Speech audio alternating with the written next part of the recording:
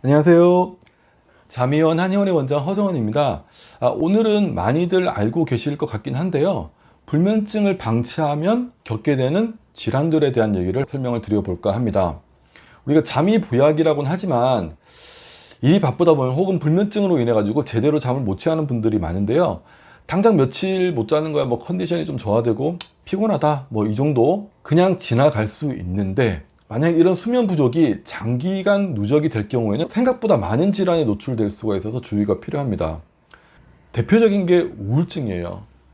우울증이 먼저 시작되고 이로 인해서 불면증이 나타나는 경우도 있고요. 반대로 불면증을 오래 앓으면서 우울한 감정이라든지 무기력감이 함께 나타나는 경우가 있습니다. 때로는 수면제 용량이 너무 과하다 보면요, 사람을 무기력감에 좀 빠뜨리거나 우울감을 느끼게 하기 때문에 수면제 용량을 많이 혹은 장기간 복용하신 분들 같은 경우에도 이 우울감이나 우울증이 생길 수가 있다는 것도 기억을 하셨으면 좋겠고요. 우리가 우울증으로 잠을 설치게 되면 그 다음날 이렇게 의욕이 저하돼 가지고 몸과 마음이 계속 축축 처지게 되죠. 이렇게 축축 처지게 되면 그로 인해서 수면은 더욱더 안 돼요. 잠이 안 들게 되면서 다시 또 우울함이 심해지는 이런 악순환을 계속 반복하게 되는 거죠. 이럴 때 불면증 치료를 하게 되면 에너지를 충전시켜 주면서도 감정을 회복시켜 줘 가지고요, 자연스럽게 불면증과 우울증이 함께 좋아지는 그런 효과를 볼 수 있습니다. 두 번째는 비만입니다. 식욕과 관련된 호르몬 두 가지가 있는데요. 식욕을 촉진시키는 쪽으로 작용하는 그렐린이라는 호르몬이 있고요. 반대로 식욕을 억제하는 쪽으로 작용하는 렙틴이라는 호르몬이 있는데요. 이 그렐린과 렙틴 호르몬이 균형을 잘 이루어야지 적정 체중을 유지를 할 수가 있는데요.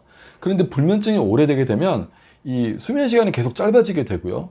그로 인해서 그렐린의 농도가 증가하게 되고 반대로 렙틴의 농도가 감소하게 되면서 우리 몸은 더 많은 칼로리, 더 많은 식욕을 느끼게 되고 이로 인해서 비만으로 이어질 수가 있는 겁니다. 사람마다 체질마다 조금씩 다르기는 해요.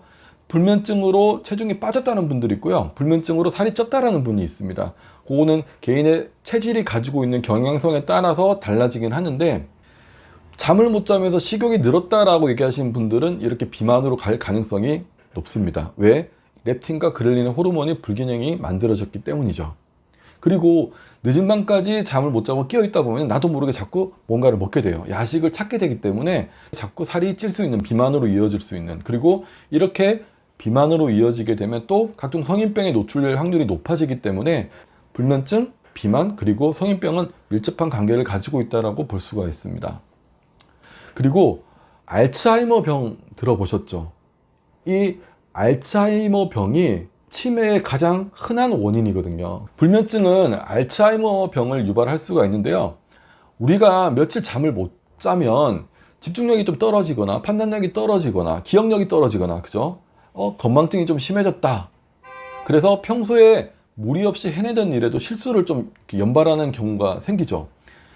이처럼 수면은 뇌 건강에 아주 중요한 역할을 한다고 할 수가 있는데요. 그런데 실제 수면이 부족할 경우에 알츠하이머 병 여부를 판단하는 기준이 되는 베타 아밀로이드라는 단백질이 있는데요. 이게 뇌에 더 많이 축적되어 있는 것이 연구를 통해 밝혀졌거든요.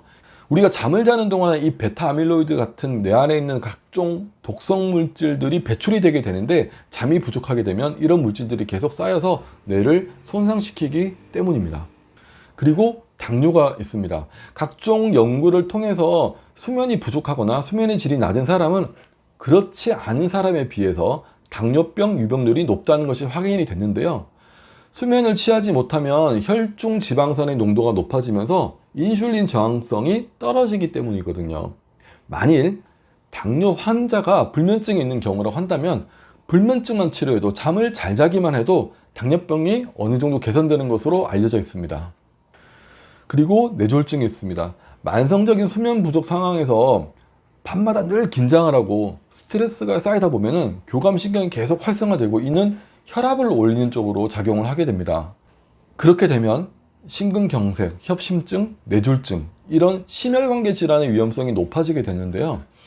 수면 패턴이 일반인들과 반대인 야간 교대 근무를 하시는 분들 같은 경우에 뇌졸중 발생 위험이 더 높다는 연구 결과도 있습니다. 평소 코골이라든지 수면 무호흡증에 시달린 사람이라고 한다면 수면 중에 기도가 막혀가지고요. 산소 공급이 저하되는 상황이 발생하고 잠을 자는 중에 이 상황을 해결하기 위해서 혈압이 막 올라가다 보면 자칫 잘못하면 뇌졸중을 유발할 수도 있습니다. 그러니까 잠을 푹 잘 자는 것도 중요하고요. 수면 중에 이런 어떤 기저질환이 없는 것도 상당히 중요합니다. 잠의 중요성은 아무리 강조해도 지나치지가 않습니다. 우리가 삶의 한 3분의 1 정도를 차지하는 잠이요. 하루 동안 그 지친 몸과 마음을 쉬게 해주고 다음날을 위한 에너지를 충전시키는 것 외에도요.